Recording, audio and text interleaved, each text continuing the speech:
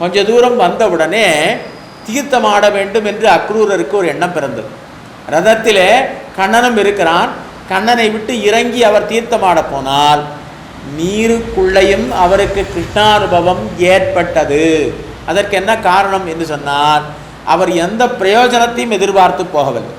இப்படி போய் கண்ணனையும் பலராமனையும் அழைத்து கொண்டு வந்தால் கம்சன் எனக்கு பொற்காசுகளை தருவான், நாளைக்கு எனக்கு மிகப்பெரிய பதவி கிடைக்கும் என்கின்ற எண்ணத்திலே போகவில்லை. பரமாத்மாவை சேவிப்பதே பரம பிரயோஜனம், திவ்ய தேசத்திற்கு போகவதே பரம பிரயோஜனம், எம்பெருமானுக்கு கைங்கரியம் பண்ணுவதே இறுதி புருஷார்த்தம் என்கின்ற எண்ணத்திலே அந்த அக்ரூரர் கோகுலத்திற்கு பிரயாணப்பட்டார்.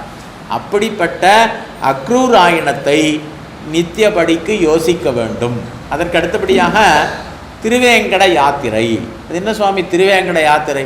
இன்றைக்கு ஆன்லைனில் புக் பண்ணினால் 300 ரூபாய் டிக்கெட் புக்காகி விடுகிற போகிறது.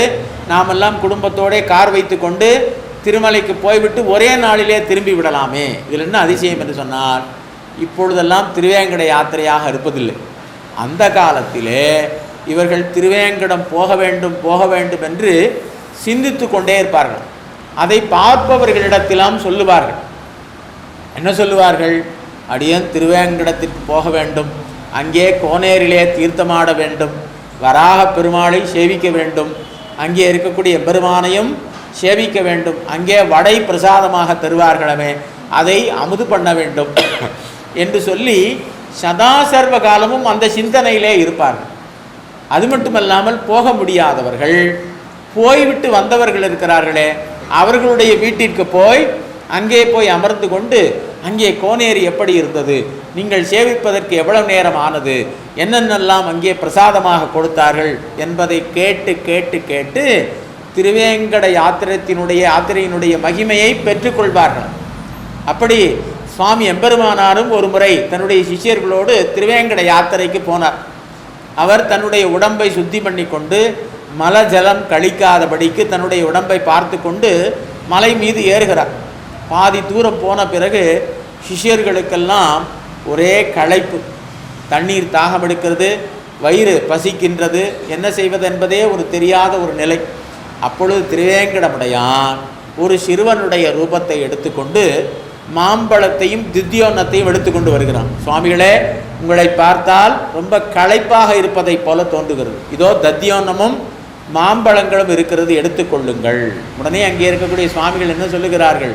ஹரிப்பிரசாதமாயினும் அவைஷ்ணவர்கள் கைப்பட்டால் முயன்று விலக்க வேண்டும் என்று சாஸ்திரம் சொல்லியிருக்கிறது. நீ யாரோ எவரோ, உன்னிடத்திலே நாங்கள் வாங்கி கொள்ள மாட்டோம் என்று தெரிவித்தார்கள்.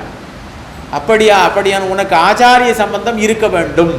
சுவாமி அடியனுக்கும் ஆச்சாரியன் இருக்கிறார், அவருடைய தனியனும் அடியனுக்கு நன்றாக தெரியும் என்று சொல்ல, யார் உனக்கு ஆச்சாரியன்?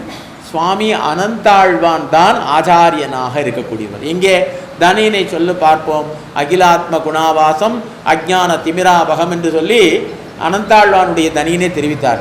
சரி, இதிலே பரமாச்சாரிய திருநாமமானது இல்லையே. அனந்தாழ்வானுடைய ஆச்சாரியன் யார்?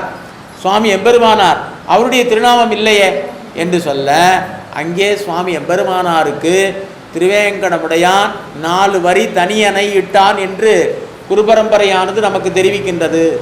சுவாமி மணவாள மாமுனிகளுக்கு ரங்கநாதனாக இருக்கக்கூடிய நம்பெருமாள் இடுவதற்கு முன்பாகவே சுவாமி எம்பெருமானாருக்கு திருவேங்கடமுடையான் இட்டு இருக்கிறான். அதற்கு பிறகு தனியனை சொன்ன பிறகு, சரி எம்பெருமானாருடைய சம்பந்தம் நமக்கு இருக்கிறது என்று சொன்னால் நாங்களும் பிரசாதத்தையும் மாம்பழத்தையும் வாங்கி கொள்ளுகிறோம் என்று சாப்பிட்டு விட்டு அந்த மாம்பழத்தினுடைய விதையை சுவாமி எம்பெருமானார் அங்கே நட்டு வைத்தார். அங்கே ஒரு மாமரம் இன்றைக்கும் வளர்ந்து இருக்கிறது. அந்த மாமரத்திற்கினுடைய அடியிலே சுவாமி அனந்தாழ்வான் எம்பெருமானாருடைய சன்னதியை அங்கே சமைத்தார். அதற்கு மாம்பழ எம்பெருமானார் என்று திருநாமம். நடந்து போகக்கூடியவர்கள் சேவிக்கலாம். இப்படியெல்லாம் திருவேங்கட யாத்திரை இருக்கின்றது. அந்த திருவேங்கட யாத்திரையை நித்தியபடி நாம் தியானிக்க வேண்டும். 3வது என்ன சுவாமி? அர்ச்சனாதிகதி மார்க்கம். புனரபி ஜனனம் புனரபி மரணம் என்று வாழ்க்கை சுழற்சியிலே அடைபட்டு கொண்டிருக்கிறோம். இப்படிப்பட்ட இடத்திலே நீ செத்து போவாய் என்று யாராவது நம்மிடத்திலே வந்து சொன்னால் அவர்களிடத்திலே சண்டைக்கு போவோம். எத்தனையோ பேர் என்ன செய்கிறார்கள்? யமன் சித்திரகுப்தனை எல்லாம் திருப்திப்படுத்த வேண்டும் என்பதற்காக யமம் தர்பயாமி சித்திரகுப்தம் தர்பயாமி என்று யாக யக்கியங்களை எல்லாம் செய்து அவனை திருப்திப்படுத்த பார்த்து கொண்டிருக்கிறார். ஆனால் நம்முடைய சம்பிரதாயத்திலே மட்டும்தான் இறந்து போவேன் வைகுந்தம் காண்பினே என்று சொன்னால் ரொம்ப சந்தோஷப்படுவோம். எப்பொழுது நாம் பரம்பதம் சென்று போகிறோம், அங்கே வந்தவர் எதிர்கொள்ள மாமணி மண்டபத்து அந்தமில் பேரின்பத்து அடியவரோடு இருக்க போகிறோம் என்கின்ற எண்ணம் இருக்கும்.